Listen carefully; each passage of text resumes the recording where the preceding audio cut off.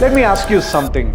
The AI tools that you use every day, ChatGPT, Gemini, Perplexity, and Claude, what do they cost you right now? Some of you may be in paid plans, but for the large majority, absolutely free. You think the service is available for free? Somebody else is paying the price. Welcome to Mr. Bottomline. Now, what if I told you that these tools are artificially cheap, subsidized by some of the largest bets in the history of capitalism? And that the moment these people making those bets run out of patience, your zero becomes 5,000 a month, even 10,000 a month. Let's just say that this is not a hypothetical scenario. The proof arrived last month. Apple raised the prices of your MacBook by 18%, your iPad by 20%, and your Apple TV by 54%. Not because of a new product launch, simply because someone somewhere made a bet so large that it is now reshaping the price of everything that you buy. That is the story of the bet. So I wanted to start somewhere most people wouldn't, not in Silicon Valley, in a factory in South Korea at 3 a.m. This is where your MacBook's memory chip used to be made. In 2024, Samsung, along with SK Hynix and Micron, three companies that control 95% of world's memory supply, had a choice. Sell memory to Apple, Dell, HP at normal prices, or sell a special version called high bandwidth memory, or HBM, to AI data centers who are willing to pay 10 times more. So what would you do in this scenario? They shifted 93% of their production to AI. Overnight, your laptop's memory becomes scarce. DRAM prices went up 171% year over year. Now follow that memory upward. That memory gets packaged at TSMC, one company, one island in Taiwan, into Nvidia's GPUs. Each GPU costs 30,000 to 40,000. One data center building can hold 100,000 of them. 3 to 4 billion of chips in one building. And one data center costs 10 to 25 billion to build. To put things into perspective, Mukesh Ambani's Antilla, the most expensive private home ever built, cost 2 billion. One AI data center is equal to 5 to 12 Antillas. Amazon alone is building dozens of them this year. From those data centers, the compute powers the ChatGPT, Claude, and Gemini in your local device. You type a question in Bangalore, the answer travels back in 2 seconds. But somewhere in South Korea, a factory has decided to stop making your laptop's memory, or at least reduce. Apple said that we have never seen a component price increase this much this quickly. We've shielded our customers for as long as we could, but we've reached a point where we need to begin rising prices. The richest company on earth is telling you, we cannot protect you anymore. Now, is all of this spending actually going to pay off? I'll give you a simple frame. If you take a 50 lakh loan on a chai tapri that earns 2 lakhs a year, your bank is worried. Now scale that by 10 million. Amazon, Microsoft, Google, Meta are spending 725 billion on AI infrastructure in 2026 alone. 20 times India's entire annual defense budget in 1 year on one technology. For investors to get even a 10% return, AI needs to earn 600 billion per year. That's Sequoia's Capital's David Kahn. He called it the 600 billion question. Somebody has to pay the bill. The question is who? So AI needs 600 billion. What is it actually earning right now? OpenAI earned 25 billion a year, but is losing 14 billion. Anthropic, the makers of Claude, earns 26 billion, losing 3 billion. Google Gemini contributes roughly 25 billion.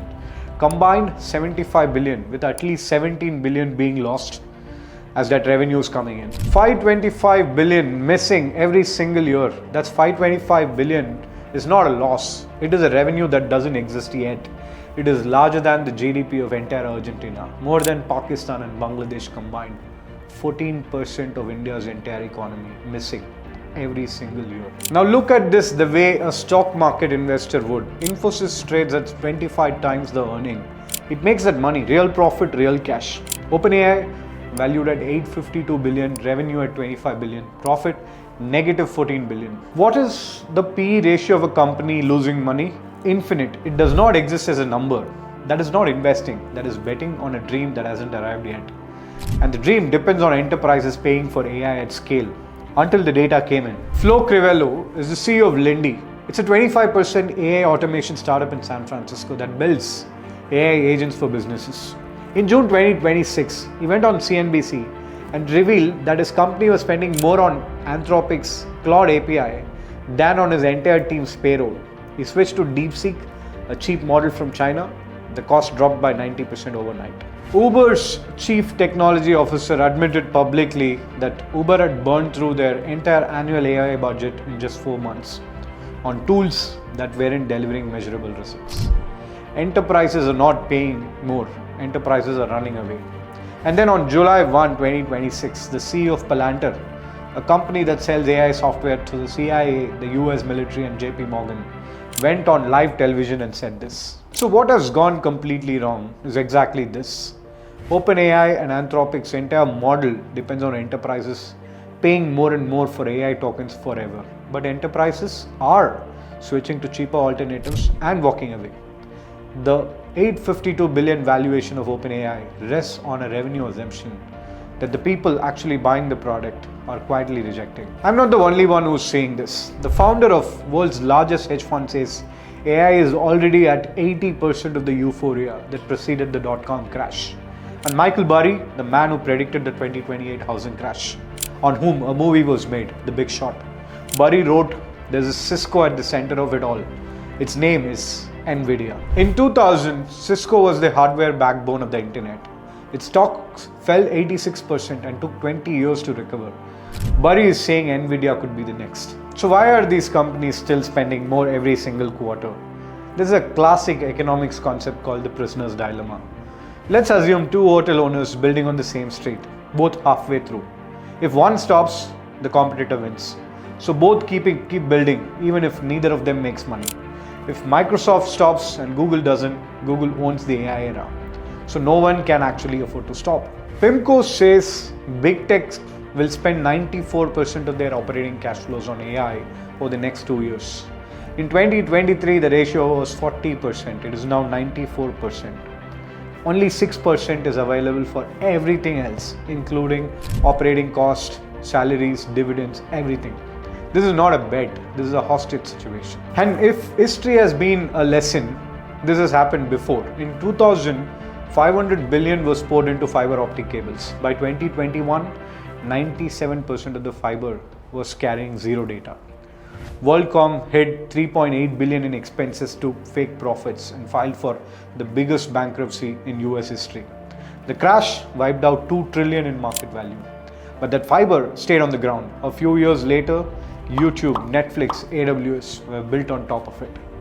Now look at 2026. The fiber bubble burst because demand didn't grow fast enough. There is a fourth way that this can end. Nobody is talking about this. In Jan 2026, a Chinese AI lab called DeepSeek released a model matching OpenAI's best model. And you know what? At 1/17th of the training cost that took OpenAI. Now, the assumption is, what if AI is doing to compute cost what solar panels did to electricity? In 2010, a solar panel cost $76 per watt. Today, that same value is 17 cents per watt. Coal plants didn't fail because there was no demand. They failed because supply became too cheap. If that happens to AI compute, the 725 billion worth of data centers could become the world's most expensive paperweight. Not because AI failed, because it became too cheap to justify the price. Here's the most uncomfortable truth. The technology always survives. It is the companies that are built at the bubble prices that don't. The internet was real in 2000s. But the companies that spent 500 billions on fiber cables went bankrupt.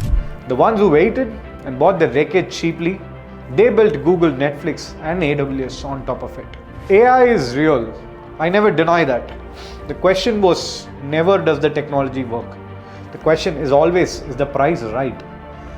And right now, with 525 billion of annual revenue missing from the papers, with 95% of enterprise AI pilots failing, with Apple raising your MacBook prices because 3 Korean chip companies chose data centers over your laptop, the price is not right. So I want to leave you with 3 questions for the next video. 1, if the price corrects, which Indian IT companies are most exposed when big tech spending gets cut? 2, when the crash comes, which AI infrastructure assets will be bought cheap and who is positioned to buy them? 3, if compute cost keeps falling the way DeepSeek suggests, which businesses in India become possible tomorrow that are impossible today? If this made you think differently about something, hit the like button and subscribe, because the next video is the one that tells you what to actually do in such a situation. See you super soon.